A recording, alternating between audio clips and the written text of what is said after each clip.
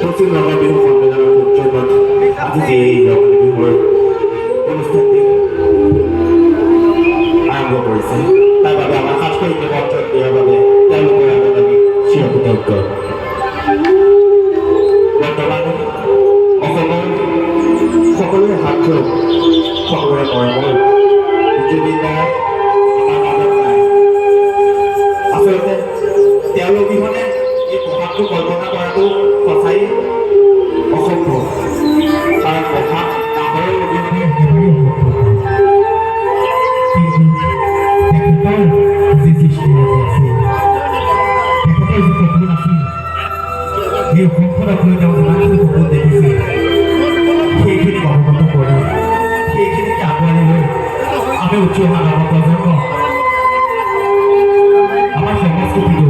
আগুৱাই ৰাখিবলৈ আনিব লাগিব। সেইবাবে আমি কাজ কৰিলোঁ তেওঁলোকে সৃষ্টি আজি কিছু অংশ এই বছৰৰ ৭০ প্ৰতিবেদনত সংলগ্ন কৰি আপোনালোকৰ মাজত উপস্থাপন কৰিবলৈ আগবাঢ়িছোঁ। এই অনুষ্ঠানক উপস্থাপন কৰোঁতে অজানিতে ৰৈ যোৱা ভুল ত্ৰুটিৰ সুপ্ৰথমেই ক্ষমা প্ৰাৰ্থনা বিচাৰি আপোনালোকৰ মাজলৈ আগবঢ়াইছোঁ আজি আমাৰ এই বিশেষ অনুষ্ঠান সাতসৰী সাংস্কৃতিক গোষ্ঠীৰ ২০২৬ বৰ্ষৰ প্ৰতিবেদন বৰ ৰকম।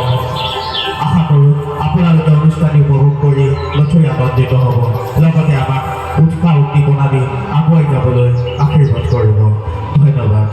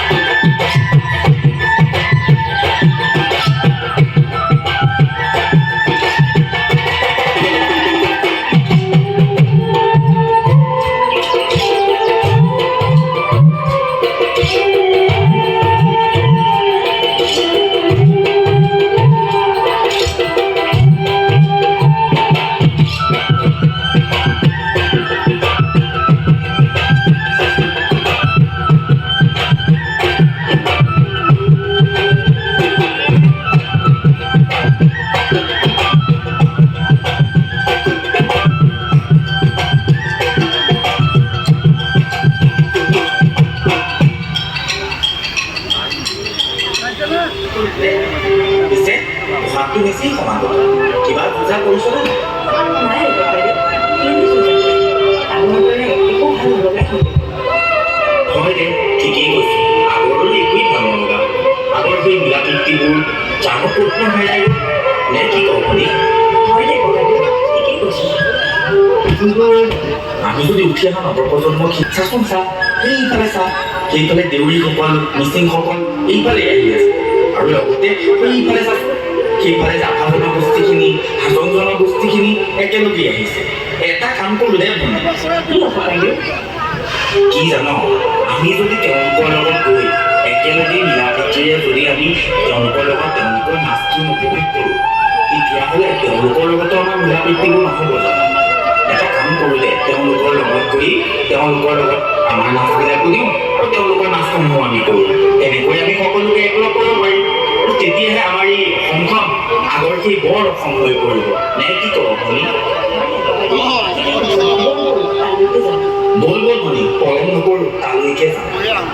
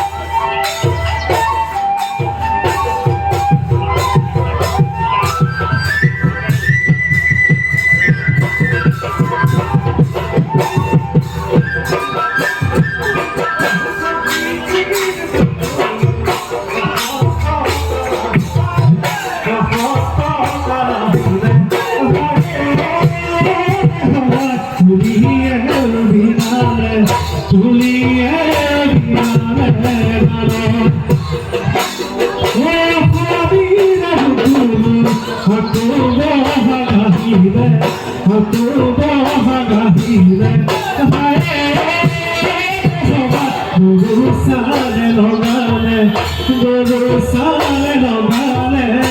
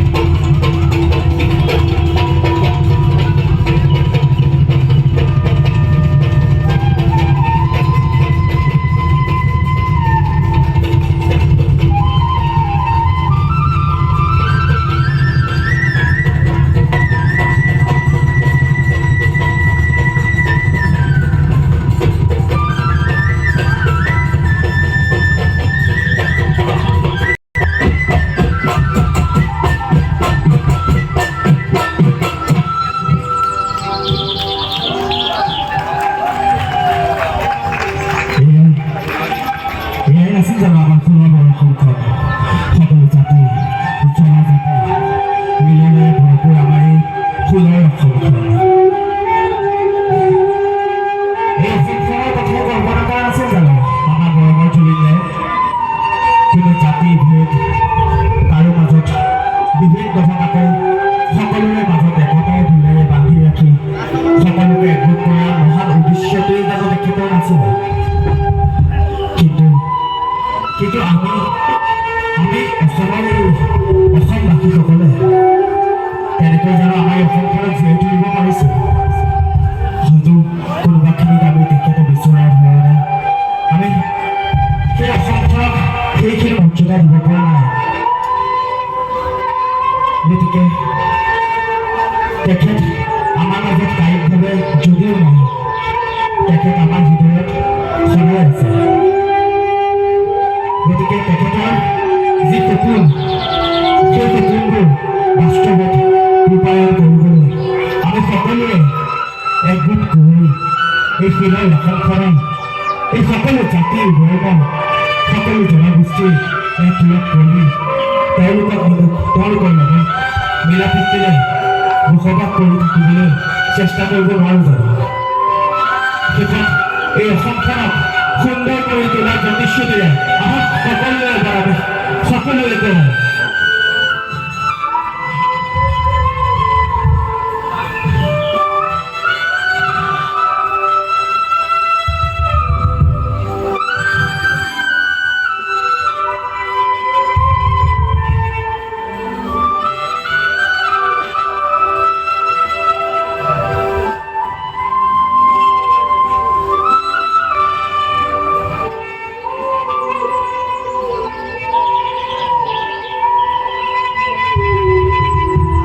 বাজক দবা